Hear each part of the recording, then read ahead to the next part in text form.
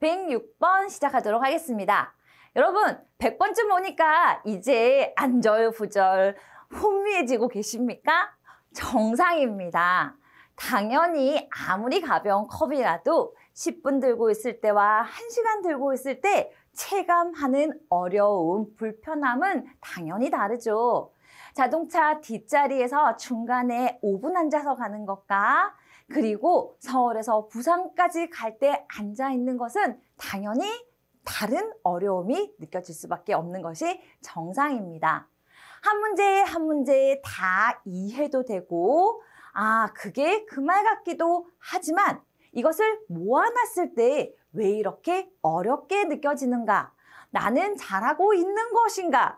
여기는 어디인가? 나는 무엇인가? 내가 지금 무엇을 하고 있는가? 이런 생각까지 들 수 있다라는 것. 그리고 과연 내가 이것을 해낼 수 있을 것인가? 라는 자꾸 관념 덩어리가 커지지만요. 그럴 때일수록 쪼개어서 한 문제 한 문제 완성해 나가시는 겁니다.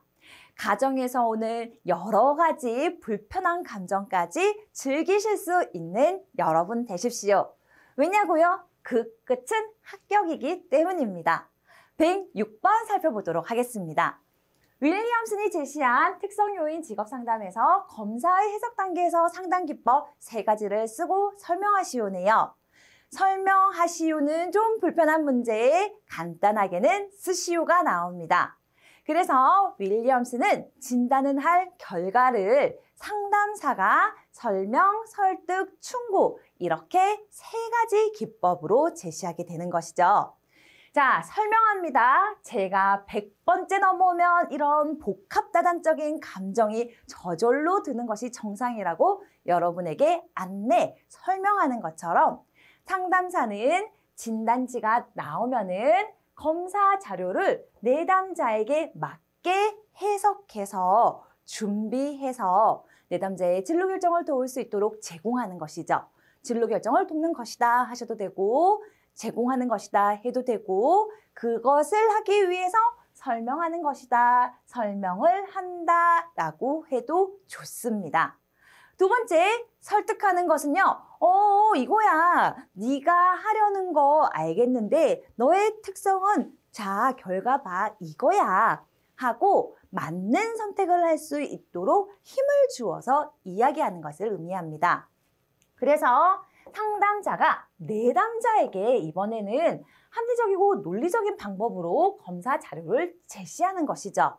이것대로 선택하는 것이 성공 확률이 높아. 이렇게 선택할 수 있도록 설득하는 것, 제시하는 것을 의미합니다. 세 번째, 충고. 그거 아니야 라고 충고해 주는 것을 말하는데요.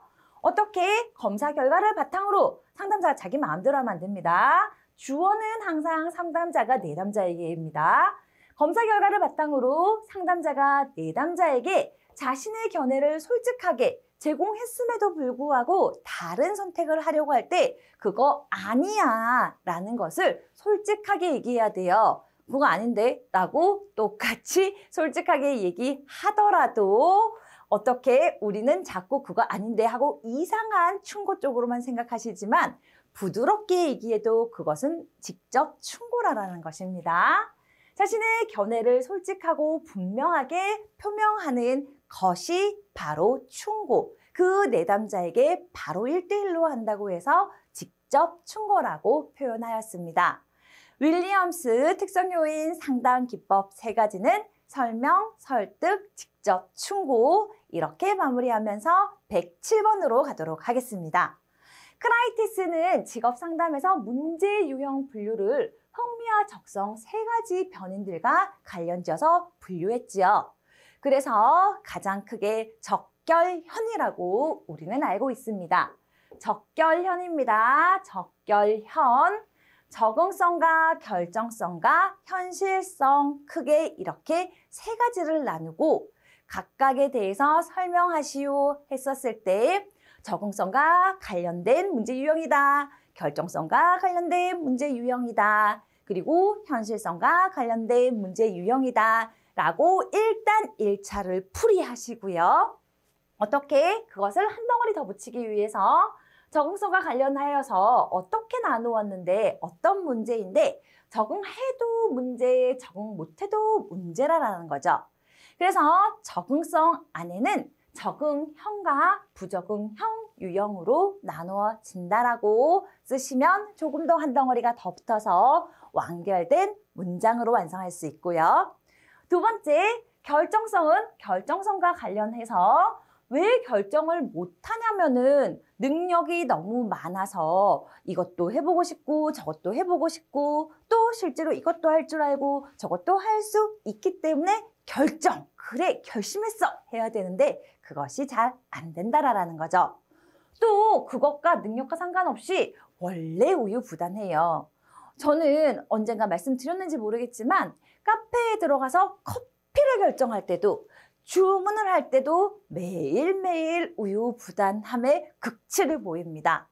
실제로요, 또 메뉴 식당에 갔을 때는 이것도 먹고 싶고 저것도 먹고 싶고 아니면은 이것도 그냥 그렇고 저것도 그냥 그래서 그냥 오빠가 아이가 아니면은 친구가 권하는 거 네가 좋은 거 해라 라고 결정을 밀어버리기도 한다라는 거죠. 그래서 다재다능해서 우유부단해서 결정을 못하는 유형으로 나누어진다라고 또 앞뒤를 거꾸로 쓰셔도 됩니다. 세 번째, 현실성에 관련된 것은요. 현실성은 우선 이렇게 길게 써 있어서 현실성 세 번째 성은요. 비현실형과 그리고 강압형과 불충족형이 있는데 불충족형 있는데요. 제가 순서는 뭐 이거대로 안 썼지만 순서야 어떻게 쓰시든 간에 이렇게 세 가지로 나누어진다라고 쓰시면 됩니다. 왜 비현실적이냐면 자기의 적성보다 더 높은 것을 원한다라는 거죠. 나 할 수 있는 거 더하기인데 곱하기 나누기를 떠나서 로그, 천체 물리학자, 우주에 가는 것을 계산하고 싶다. 이러면 곤란하다라는 것이죠. 두 번째, 강압형. 나 다 할 줄 아는데 그거 엄마가 원하는 꿈이고 나는 그거 전혀 재미가 없다라는 거죠. 그러면은 직업에 당연히 선택이 있어서 문제가 생길 것이고요.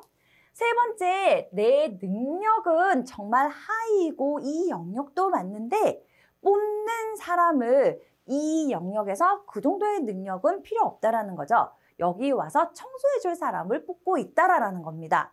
제일 처음에 거기 가면 언젠가 기회가 생기겠지 하고 갔는데 기회 안 생기면은 문제가 당연히 또 발생이 되겠죠.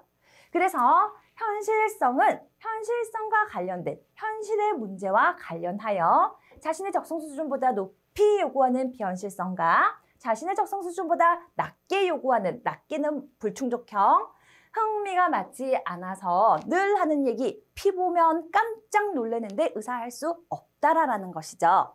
그래서 흥미가 맞지 않아서 생기는 강압형으로 분류될 수 있다, 분류한다로 마무리하면 될 것 같습니다. 108번 보도록 하겠습니다. 자기 보고식 가치 사정하기에서 가치를 사정하는 기법 6가지만 쓰시오. 6가지밖에 없는데 무슨 6가지만 쓰시오이겠습니까? 예를 들어서 3가지만 쓰시오, 5가지만 쓰시오도 나오고 그냥 우리가 다 외웠으니까 6점짜리 6가지만 쓰시오가 나오면 가장 좋겠네요. 자, 이것은요. 우리 암기 팁 있죠? 존백이 의 과거 절정 경험 자유롭게 체크해 보는 것이다.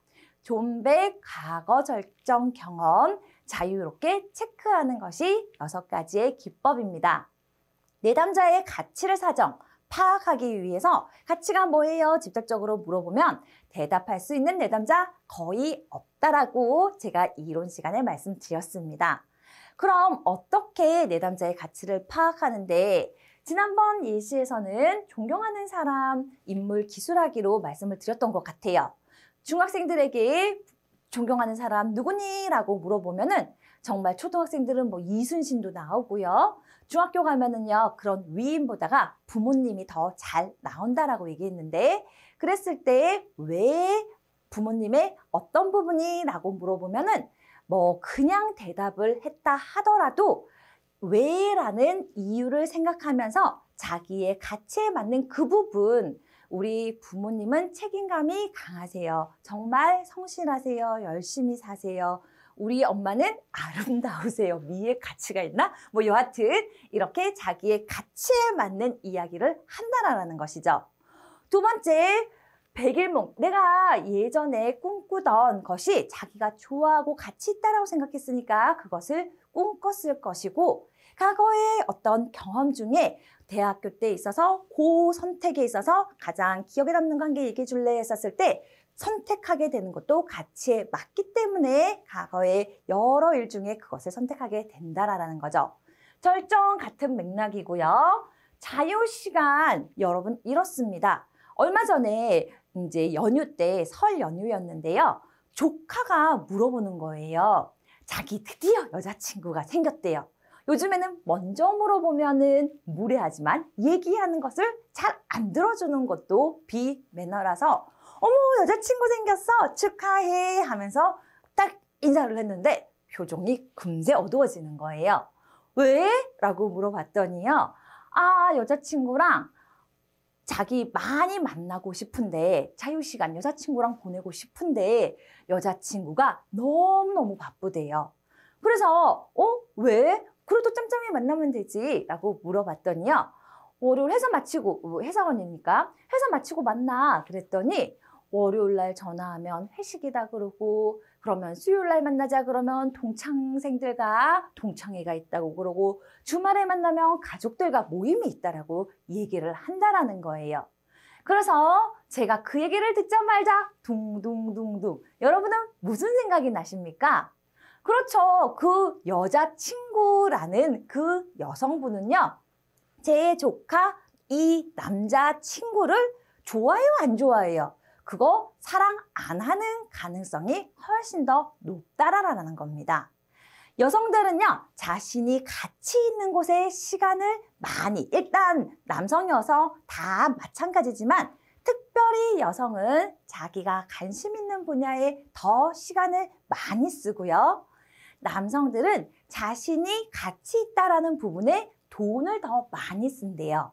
남자, 여자 어떤 이 연애 예를 들었으니까 이런 거죠. 또 여자의 입장에서요. 남자친구가 나를 너무너무너무 사랑한다라고 하면서 매일 밤마다 시간을 써줘요. 그러니까 여자는 또 착각하는 거예요. 여자는 시간을 많이 쓰니까 이 남자가 내게 시간을 많이 할애해주면 아, 나를 좋아하는구나, 나를 사랑해주는구나, 나를 신경 쓰는구나 라고 생각을 하는데 신경을 써서 매일 밤 한강 고수부지에서 30분간 산책을 하고 컵라면을 먹고 헤어진다라는 거죠. 매일 밤. 이거 사랑하는 거예요? 안 사랑하는 거예요? 아, 돈이 없어서 그래요. 그럴 수 있죠. 그치만 진짜 사랑하는 남자, 어떤 연애 초반부에 여성을 사랑하는 남성들은요. 매일 밤 고수부지에서 만나지는 않습니다. 설사 돈이 없으면은요. 매일 같은 메뉴가 아니라 오늘은 라면 먹었으면은 내일은 삼각김밥이라도 그리고 만약에 한 개씩밖에 못 먹으면은 나는 안 먹고 미리 뭔가를 사놨다가 따뜻한 캔커피를 주면서 오늘은 다르게 변화를 주려고 한다라는 거죠.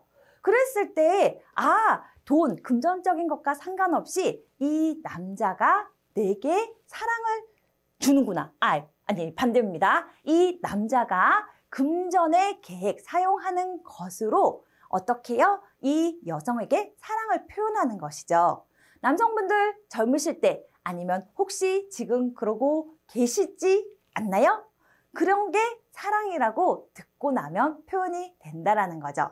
그래서 가치가 있는 곳에 남성분들은 자신의 금전을 더 많이 활용하게 되고 여성은 자기의 시간을 더 많이 할애하게 된다라는 것. 지금 우리 무슨 얘기하고 있죠? 가치 사정하기에 있어서 잠시 이 부분에서 제가 퐁당 사례를 드려보았습니다. 여하튼 그래서 자유시간과 금전의 계획을 알아보면서 어디에 돈 쓰는 거 아까우세요? 어디에 돈을 쓰실 때 아깝지 않으세요? 라고 물어보면서 내담자의 가치를 파악할 수 있다라는 것이죠. 넘어가서 이것도 안 되고 저것도 안 되고 할 때는 대놓고 물어보는 것입니다.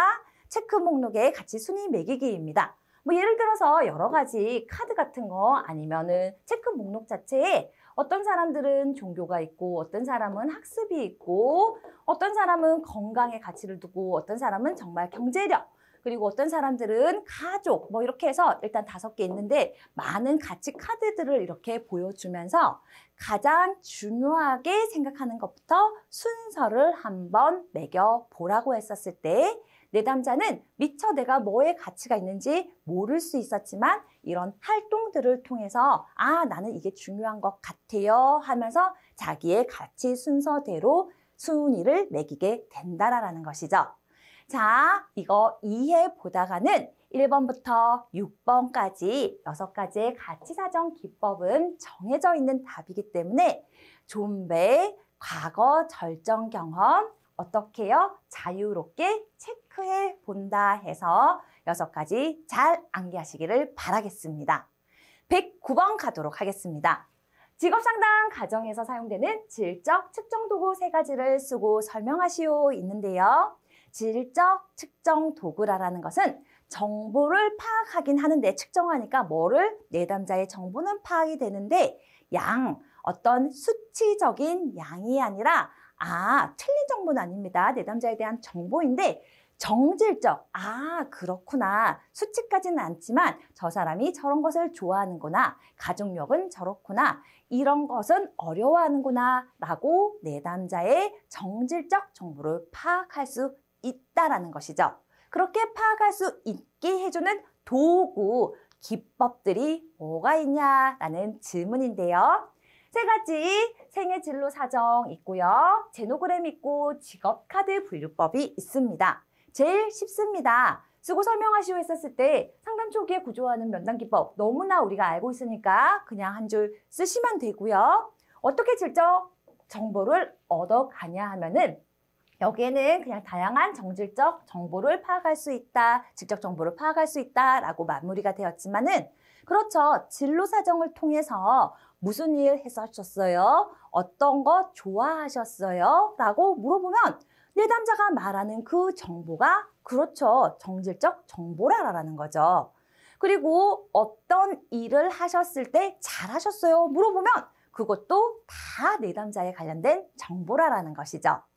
2번째, 가게에도 그려보면은요, 내담자의 부모님은 이런 일을 하셨구나, 이렇게 영향을 받았겠구나, 라고 우리가 정보를 파악할 수 있게 되는 것이고, 직업 카드도 직업명이 쓰여 있고, 뒷면에는 그 직업군에 대한 흥미가 쓰여 있기 때문에 카드를 다 분류하였을 때, 내담자가 선호하는 직업군은 어떤 흥미 유형의 직업들이구나, 이런 쪽에 흥미가 있는가 보다 하고 우리가 정보를 파악할 수 있게 된다는 것입니다. 그래서 가장 쉬운 우리가 이미 익숙하게 알고 있는 3가지를 작성하는 것을 여러분에게 추천해 드립니다. 110번 가도록 하겠습니다. 실존주의 상담에서 인간 본성, 실존주의에서의 인간 본성, 가정 4가지입니다. 우리는 프로이드를 제외하고는요. 모든 상담에서 인간을 긍정적인 존재로 보았다라는 것 참고하시면서 작성하시면 편리하실 것 같네요. 1번입니다. 인간은 자유로운 존재입니다. 그래서 여기에서 실존적인 것에 집중할 수도 있고 또 이상적인 것에서도 자유롭게 자기가 선택해요. 그래서 실존주의에서 강조하는 것은 지금 여기 실존적인 삶을 살자라는 거죠. 자유롭기 때문에 자유롭게 선택할 수 있다. 그리고 자유롭게 활동할 때 우리는 건강해진다라고 또 실제로 실존주의에서 강조를 했습니다. 인간은 자유로운 존재이고요. 언젠가 죽을 수밖에 없는 유일한 존재라는 것을 알고 있습니다. 여러분, 내가 죽는다는 거 혹시 모르고 계신 분들 계십니까? 우리가 일상생활을 할 때 그것을 항상 염두에 두고 있진 않지만 어느 순간에 누가 이런 사실을 경각시켜 줄 때 내가 죽을 수 있었나? 이렇게 말하면은 미친 거죠. 당연히 누군가 죽음을 얘기하면 우리가 언젠가는 죽는다라는 것을 알기 때문에 끝이 나기 때문에 지금 이 순간에 집중을 더 하게 된다라는 거죠. 그래서 이게 좀 안 와닿으면 이렇게 말씀드려 보겠습니다. 어차피 죽을 거 그럼 지금 죽어라. 그러면 나 죽을 거니까 오늘 죽을게. 이렇게 말하는 사람 없다라는 것이죠. 그쵸? 그래서 유한한 존재라는 것을 알기 때문에 지금의 원동력이 실은 더 커진다라는 거죠. 세 번째, 인간은 과거에서 벗어나 자신을 초월한 능력을 가지고 있습니다. 갑자기 니체가 말한 초인이 생각나는데요. 초월하는 능력, 더 나아지는 상향의지, 다 또 아들러랑 로저스가 생각나서 여러분 헷갈리시면 안 되겠지만 항상 과거의 내가 아니라는 겁니다. 여러분도 필기하실 때 무에서 유를 만들었던 그분들이 아니시기 때문에 지금 110번이라서 혼미할 수 있고 불편하고 어렵고 막막할 수 있지만 여러분은 이미 무가 아니라 유에서 다시 재정리, 재배열만 잘 하시면 된다라는 거. 밀어 넣는 것보다가 많이 밀어 넣어 놔주셨으니까 잘 뽑으시는 기술, 포커싱을 하시면 좋을 것 같습니다. 자, 초월한 능력을 가지고 있다. 여러분 초월합시다. 네 번째, 인간은 끊임없이 변화하고요. 그래서 과거의 내가 이미 내가 아니죠. 아이도요, 관계가 그래서 계속 변하는 것 같아요. 아이도요, 어렸을 때의 내 아이가 아닙니다. 또 결혼한 자녀는 이미 어렸을 때 청년기의 그 자녀가 아니라라는 거죠. 그러니까 이미 그 사람이 아닌 그 사람에게 똑같은 방식으로 대한다라는 것은 신뢰, 그리고 관계 기술이 내가 떨어진다라는 것.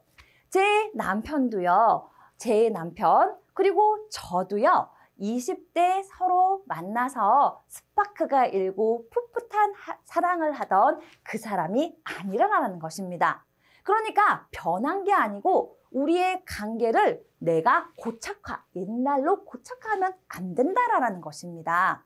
50이 된 제 남편, 그리고 60이 되는 제 남편은 또 다른 사람이기 때문에 시간의 흐름에서 계속해서 서로 맞춰 나가고 또 이 50인 남편도 여전히 제게 설렐 수 있게 또 저도 반대로 50인 남편이 마음에 들 수 있게 항상 관계를 재정립해 나가야 된다는 것이죠. 생각해보면 감사한 것도 많아요. 이 자리를 빌어서 갑자기. 저 굉장히 조증에 철딱선이 없는 스타일인데요. 20대 때는 이 모습이 굉장히 사랑스러웠을 수 있었지만 지금 50이 다 되어가는 제가 여전히 철딱선이 없고 정신없을 때 저희 신랑이 관대하게 너그럽게 받아준다라는 거죠. 그게 20대 때는 강점일 수 있지만 40대 때는 실은 강점이 아닐 수도 있다라는 것. 그래서 여러분 우리가 나이가 들어갈수록 관계를 맺어갈 때 여유가 더 필요하다는 말이 나오는 것 같습니다. 실전주의 하는데 제가 3번에서도 4번에서도 너무 플러스적인 말을 많이 하고 있네요. 빨리빨리 진행해 보도록 하겠습니다. 5번, 인간은 완성을 향해 나아가는 존재이다. 제가 완성하면 늘 저는 관계지향적이라서 그래서 아까 전에 들었던 예시로 항상 완성을 추구해 가는 존재들이죠. 그래서 뭐 하나 있었을 때요. 100점 아니고 60점에서 60점의 실력을 충분히 우리가 갖췄지만 자꾸 이 아닌 부분에 나도 모르게 완벽을 지향해 나가고 싶어. 이 완성을 지향해 나가고 싶은 존재이기 때문에 여기에 자꾸 집중해 나가는데 그러지 마시고 여러분 여유를 가지셨으면 좋겠습니다. 우리는 60점만 맞으면 됩니다. 이상한 기결이지만 실존주의 상담에서의 인간의 본성 이렇게 정리하면서 넘어가도록 하겠습니다. 11번입니다. 실존주의 상담자들이 내담자의 궁극적인 관심사와 관련해서 중요하게 생각하는 주제 3가지를 쓰고 설명하시온데요. 우리 실기 아니고 필기 때 죽자고모에서 4가지 강조했던 거 생각나십니까?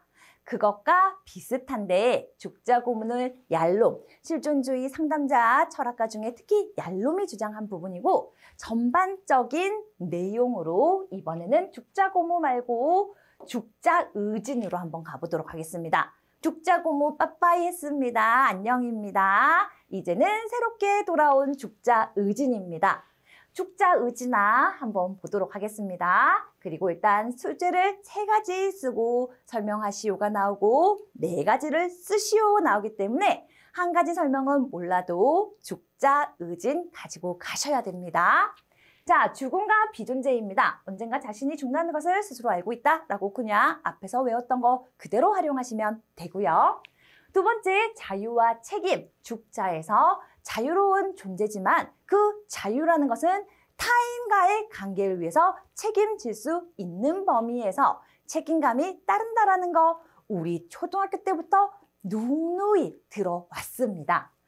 인간은 자신의 삶과 미래를 개척할 자유가 있으며 그에 따른 책임도 있고 이것이 잘 안 되었을 때도 스스로 책임질 수 있을 때 피해자적인 입장에 빠져들지 않게 되는 것이죠. 세 번째, 삶의 의미성입니다. 인간은 자신의 삶의 목적과 의미를 찾기 위해서 노력합니다. 그렇죠. 무의미한 것을 견디기 힘들어한다는 거죠. 아무것도 없는 그 공허한 상태를 만약 어떤 의미가 있는 시간 가운데서 있으면은 그것조차 공허한 의미를 지니게 되지만 공허의 연속은 사람을 피폐하게 만든다라는 것입니다.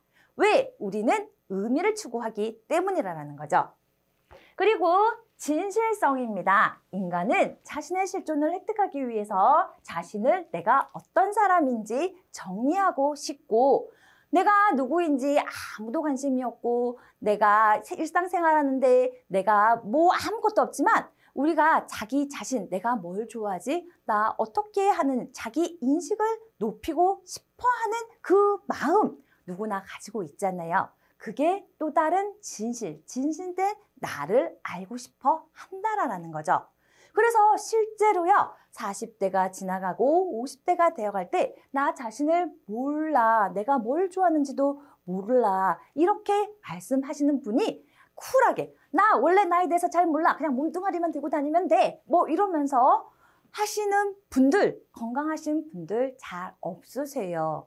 나 자신을 잘 몰라 해서 괴로워하시는 그 이미지, 그게 더 익숙하게 그려지시는 것은 사람들이 더 그쪽으로 느끼게 하는 것을 많이 보셨기 때문이라는 겁니다.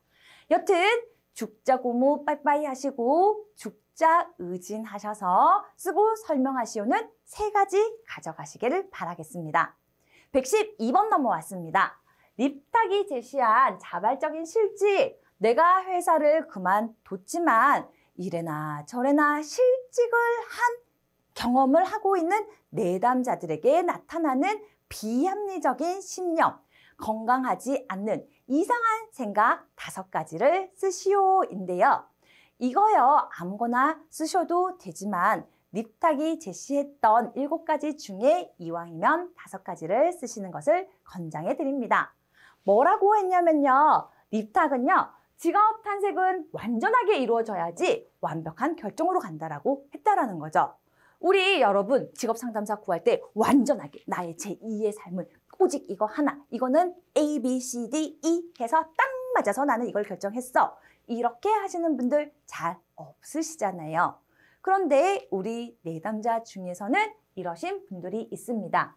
특히 피곤할 때가 있어요. 뭔가 이런 흥미군이라서 이런 거 어떠세요? 하고 제안했는데 어떠한 연유에서 흥미코드가 나왔다. 흥미코드가 어느 정도 됐을 때 이런 직업을 권해주냐? 흥미만 있으면 되느냐? 적성은 또 어떻게 해야 되냐? 하면서 하나하나 따지시려는 분들이 있는데 성격상 꼼꼼하신 경우도 있으시겠지만 대부분 지금 비합리적인 신념, 완전하게 이루어져야 된다는 생각 때문에 그렇게 하시는 경우도 있다라는 것입니다. 두 번째, 직업 탄생은 이번에 이제 직업 상담사님과 해서 직업이 구해지면 완전히 내가 딱 맞는 직업을 찾았기 때문에 다시는 이런 일을 할 필요가 없겠지라고 생각하는 경우가 있다라는 거죠. 그래서 직업 탄생은 더 이상 필요하지 않기 때문에 직업 탄생 기법 자체는 선택할 필요가 없다라고 생각하고 이런 생각이 있는 내담자는 그렇기 때문에 내가 필요한 기술이 아니라서 이번 직업 탐색을 할 때 누구한테 100%, 120% 의존하고 싶어지죠? 그렇죠. 직업 상담사한테 의존하게 된다라는 것입니다. 그래서 그런 모습을 보고도 우리는 내담자가 지금 이런 비합리 심리학에 빠졌구나 라고 파악할 수 있고요. 세 번째, 직업 상담사는 전문가이기 때문에 나한테 딱 맞는 직업을 찾아줄 거라고 하지만 전문가라서 가이드라인 많은 사람을 만나본 것은 맞습니다만 마지막에 결정하고 찾아준들, 결정하고 실행해 나가는 것, 그리고 마지막 의사결정을 내담자 스스로 한다라는 것을 주기적으로 알려줘야 되겠습니다. 네 번째, 면접 후에 거절, 면접에서 떨어지는 것은 재앙과도 같다라는 신념을 가지게 된다라는 것, 끝장이라는 것, 아니 된다라는 잘못된 생각입니다. 그리고 다섯 번째, 직업 탐색 과정에 대해서 신경 쓰고 몰두해야 된다라는 신념. 탐색할 때 완벽하게 해야지만 딱 맞는 것 찾아서 쉽게 간다라고 생각하는 것 잘못되었습니다. 자, 이렇게 립탁이 말하는 비합리적인 신념 5가지 여러분이 한번 여러분의 용어로 이 내용이 들어가게 정리하셔도 좋고 이대로 암기하셔서 작성하시는 것도 괜찮습니다. 113번 넘어가도록 하겠습니다. 구조화된 면접법과 비구조화된 면접법의 의미, 장단점을 쓰시오 있는데요. 구조화되었다라는 것은 질문이 세팅되었다라는 것이고 비구조화라는 것은 질문이 세팅되지 않았다라는 것이죠. 그래서 구조화된 면접법은 질문 내용들을 미리 준비해두고 순서에 따라서 진행하는 방법이라고 쓰시면 되고 비구조적인 면접법은 사전에 결정된 질문이 없이 내담자의 반응에 따라서 융통적으로 집중적으로 면접을 진행하는 것을 의미한다라고 정리하시면 될 것 같습니다. 이런 면접법들의 장단점, 특징은요. 정해져 있으니까 짧은 시간에 묻는 거 빨리 물어봐서 많은 정보를 얻을 수 있고 단점은 정해진 것만 얻어야 되니까 심층적 사과를 싫어한대. 왜 싫어할까라고 더 깊이 있는 질문이 안 나오면 알 수 없다라는 것입니다. 그렇지만 비구조적의 장점은 그런 것들이 가능하겠죠. 왜 안 좋아하는데? 라고 물어볼 수 있고 또 예상치 못한 답이 나왔을 때 그것과 연결해서 계속해서 질문을 할 수 있다라는 것이죠.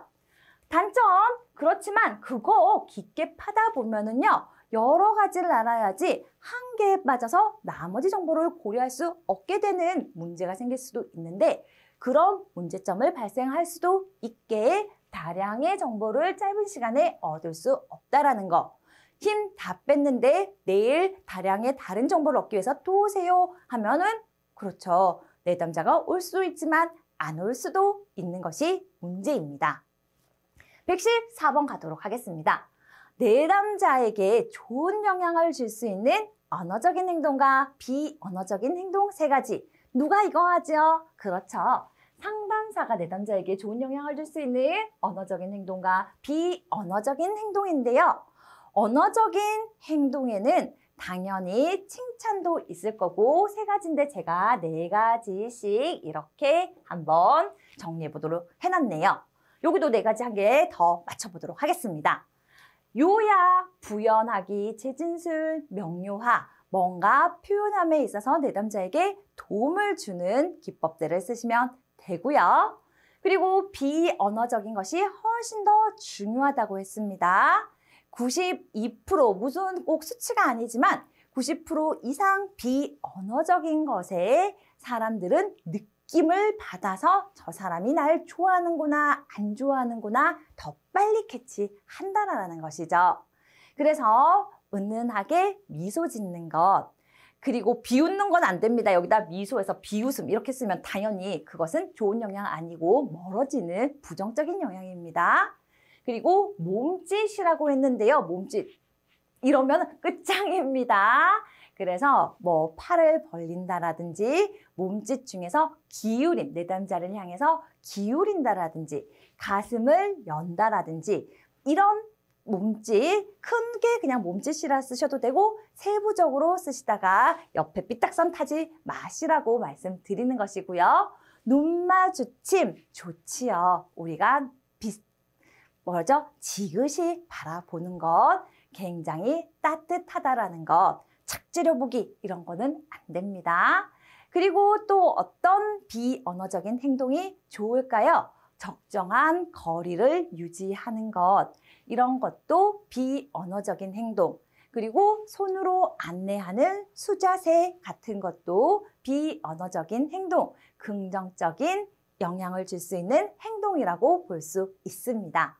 115번 가도록 하겠습니다. 상담자가 자신의 관심을 충족시키기 위하는 질문이 아니라 내담자 스스로가 자신과 자신의 문제를 자유로이 탐색하도록 허용함으로써 시간을 주는 거네요. 스스로 내담자가 자기 자신에 대해서 탐색할 수 있도록 이렇게 할 때 내담자 자신의 이해를 증진시키는 탐색적 질문을 하는 과정에서 상담자가 하면 안 되는 것, 유의해야 할 점 3가지를 쓰시오입니다.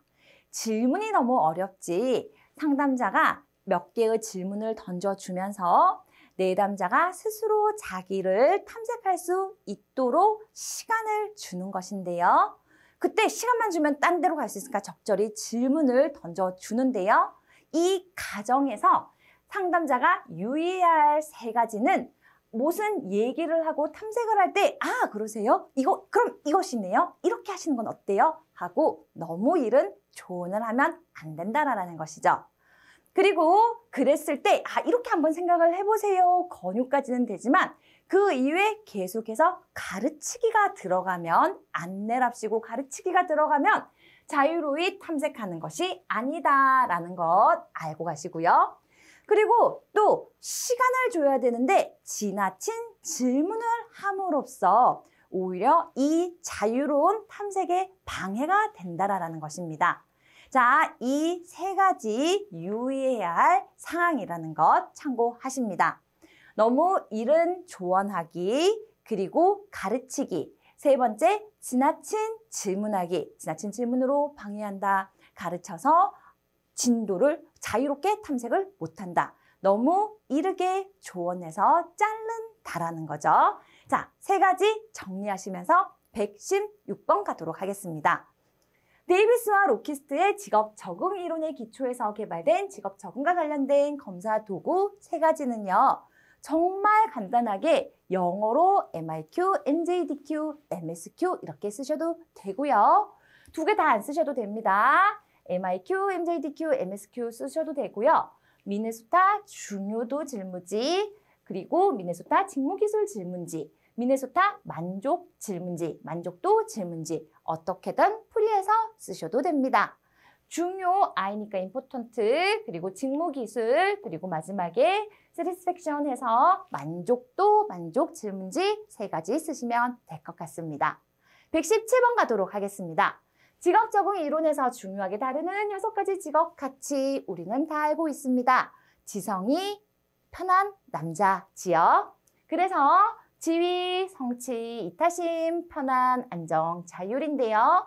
지위는 타인으로부터 내가 가지는 것이 아니라 타인으로부터 인정되는 사회적 명성 또는 인정과 사회적 명성 2가지로 나누셔도 되고요. 성취는 자기의 능력을 사용해서 목적을 이루는 것을 성취했다라고 하지 낙하산을 성취했다라고 표현하지 않는다라는 것입니다. 3번째 이타심은요. 타인과의 조화를 의미하고요. 그리고 편안하다라는 것은 지금 스트레스를 받지 않고 있다라는 뜻이고요. 그리고 안정감은 예측 가능할 때 우리는 안정감을 느끼게 되죠. 지금 예측 가능한 환경과 작업 환경에 있다라고 했을 때 직업에서 우리는 안정감을 얻습니다. 마지막으로 자율적이라는 것은 독립적이고 자율적으로 뭘 하는 거죠? 결정하는 것. 그렇죠.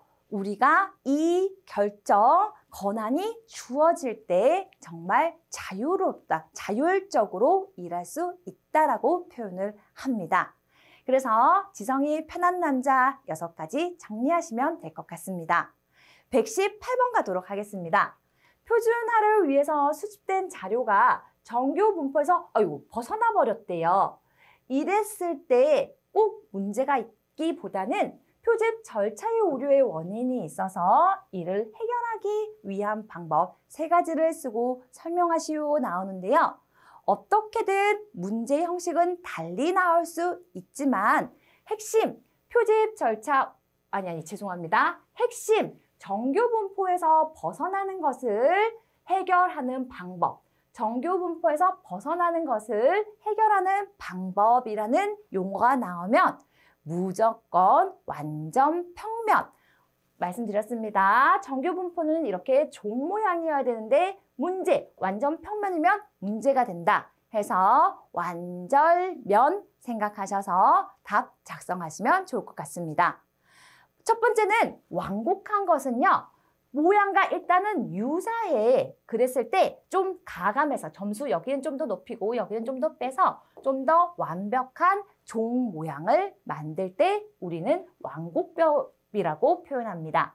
그래서 정교 분포의 모양과 일단 유사해야지 조금만 가감하지 하나도 안 맞는 것을 완전 평면일 때는 가감한다고 하면은 조작이 된다라는 것.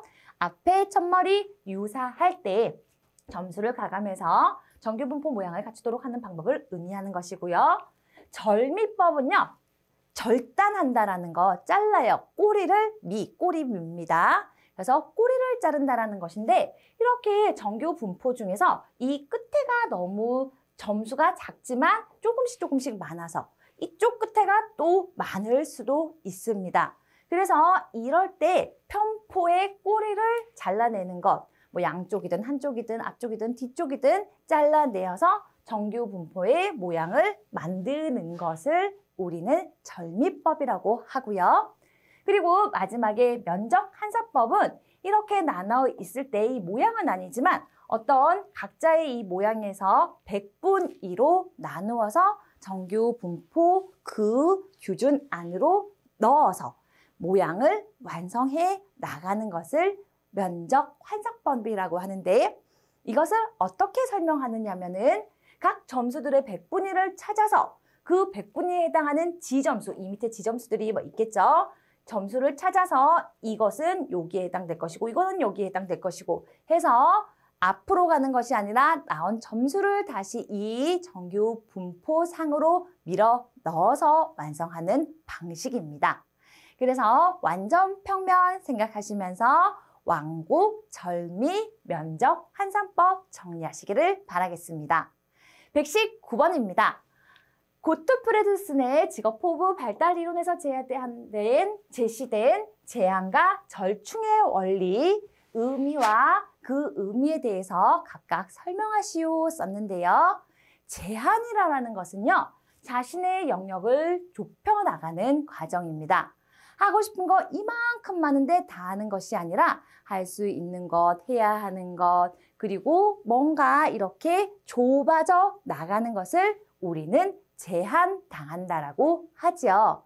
제한을 시킨 건지 당한 건지 내가 제한해 나감으로써 구체화하는 건지 이것은 좋고 나쁘고의 의미가 아니라 어른이 되면서 제한의 과정을 거친다라는 의미를 가지고 있습니다. 그래서 개인이 사회적 공간이나 수용 가능한 대안들에 관해서 의사결정을 할 때, 직업에 관련된 의사결정을 할 때 자신의 영역을 좁혀가는 과정을 제한이라고 하고요. 두 번째 물어봤던 타협은 최선책을 선택하기가 어려울 때, 내가 하고 싶은 거 무조건 하기 어려울 때, 그렇죠. 차선택을 선택하는 것을 우리는 타협한다라고 표현하는 것입니다. 즉, 외적 현실에 열망에 순응시키는 것, 내가 할 수 있는 것과 이것으로 하고 싶은 것과 현실에서 할 수 있는 그 선을 맞추는 것, 타협하는 것을 순응시키는 것이라고 표현하는 것 알아두시고 나 이게 잘 안 와다 하시면 이렇게 한 줄로 마무리하시는 것도 강추하고 있습니다. 120번 살펴보도록 하겠습니다. 직업심리검사에서 신뢰도를 추정하는 방법 3가지 우리는 다 알고 있습니다. 검사, 재검사 신뢰도, 두 번째 동형검사 신뢰도, 세 번째 반분 신뢰도, 내적 신뢰도 이렇게 나누는데요. 검사, 재검사는 동일한 검사를 동일한 수험자에게 간격을 두고 2번 실시해서 얻는 검사의 점수를 상관관계를 구하는 것, 상관계수를 구하는 것을 의미하고요. 두 번째, 동형은 비슷한 형태이지 동일한 것은 아닙니다. 모형입니다. 첫 번째 검사와 동등한 유형의 검사를 동일한 수검자에게 실시해서 얻은 검사의 두 점수의 상관관계를 구하는 것을 우리는 동형검사 신뢰도라고 합니다. 세 번째, 내적 반분 신뢰도는요. 한 개의 검사를 실시해서 이 하나의 검사를 앞뒤로 나누든지 홀짝으로 나누든지 짝지님이 마음대로 나누어서 어떻게 동형이 되도록 나누어서 두 검사 점수가 어느 정도에 일치하는지 상관계수를 통해서 확인하는 거죠. 이런 거 왜 필요하냐고요? 우리 신뢰도에 영향을 주는 요인에서 우리 검사 유형 생각나십니까? 제가 그 검사 유형 생각하면서 A 검사와 B 검사, A 유형과 B 유형 문제 내용이 똑같지만 순서 배열에 따라서도 신뢰도에 영향을 준다라고 했는데 어려운 문제가 1번에 딱 나오는 것과 쉬운 문제 다 순차적으로 중간 문제, 마지막에 어려운 문제 나오는 것과 결과가 달라진다라고 얘기했습니다. 그래서 이 검사지가 잘 구성되어 있는지 반을 나누어서 AB가 아니고 한 검사를 만들었을 때 나누어서 앞에서도 어느 정도의 난이도나 신뢰도가 나왔다면 뒤에 나눈 것도 비슷하게 나누고 또 이것을 바탕으로 B 검사지를 만들었을 때 순서 재배열을 했었을 때 여기를 나누든 여기를 나누든 똑같이 나눈 그 점수가 나올 때 그렇죠. 이 수검자들은 무슨 검사지를 받아도 동일한 환경에서 시험을 보는 효과가 나타나게 할 수 있다라는 거죠. 그럼에도 불구하고 영향을 받으니까 하나하나 더 완벽을 추구해 나가기 위해서 내적 반분 신뢰도를 활용하는 것입니다. 여하튼 신뢰도를 추정하는 방법 3가지는 검사, 재검사, 똑같은 거 똑같은 사람에게 동형 검사, 모양만 똑같은 것을 똑같은 사람에게 그리고 하나의 검사지를 나누어서 2가지의 점수가 나오는 것을 바탕으로 상관계수를 구하는 내적 반분 신뢰도로 마무리하도록 하겠습니다. 다음 시간에 121번부터 살펴보도록 하겠습니다. 수고 많으셨습니다.